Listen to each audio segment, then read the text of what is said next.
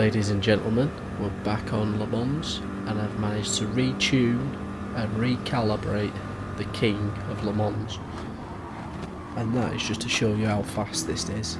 It is the Audi S1 Quattro. It is an absolute beast on this track, and in this tune it will do 3 laps with 1 lap on fuel map 1, and in that lap you can do a 3:45.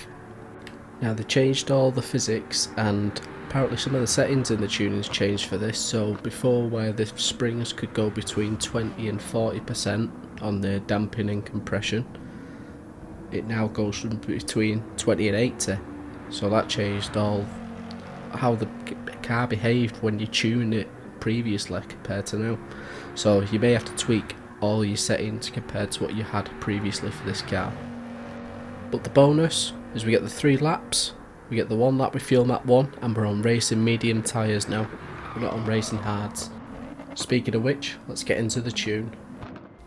So like I said, racing medium tyres on both, and then from front to back on body height we've got 8 to 90, anti-roll bar is 2.5, damping ratio is 35-30, damping expansion is 45-40, natural frequency is 3.5, negative camber is 3 on both, toes out on the front 0.05 and toes in on the back 0.2, all the diff settings to 5, and then front rear torque either 45-60 or 45-55, it's up to you.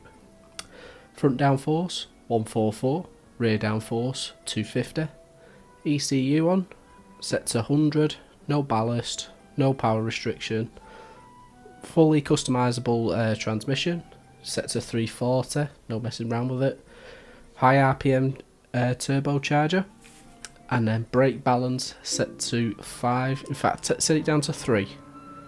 I was getting a bit of oversteer when I was braking, so keep it set to 3, and that should do you. So a quick word about strategy.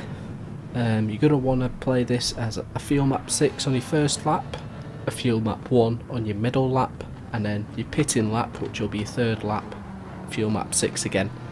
I have tried fuel map 6 for trying to get that 4th lap, but it just drank a bit too much fuel and you ended up coming short.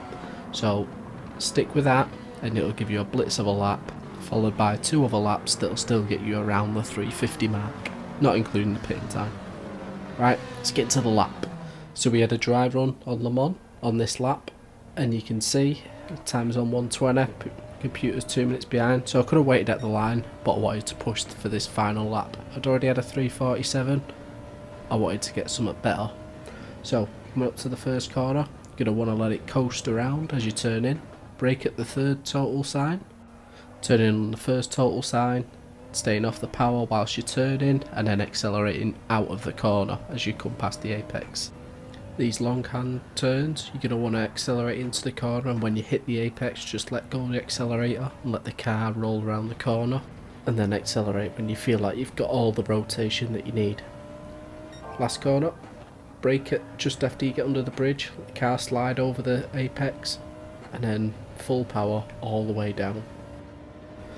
First chicane, you're going to want to brake at the 200 metre mark, and then just let go of the brakes as you turn in and accelerate back out. And then on chicane number 2, it's going to be braking around the 150 metre mark, and again just letting the car roll around the corner and straight on the power. For the final corner, you're going to want to line yourself up with the apex and then brake before you hit the corner, slow it right down all the way until you get to the end, and then straight on the power again.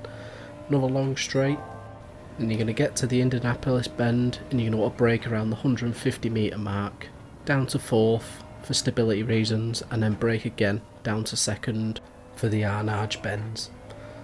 Speeding up, looking at the Gantt signs on the right, braking just before the 2nd one, letting the car roll round, and then you're on the power again.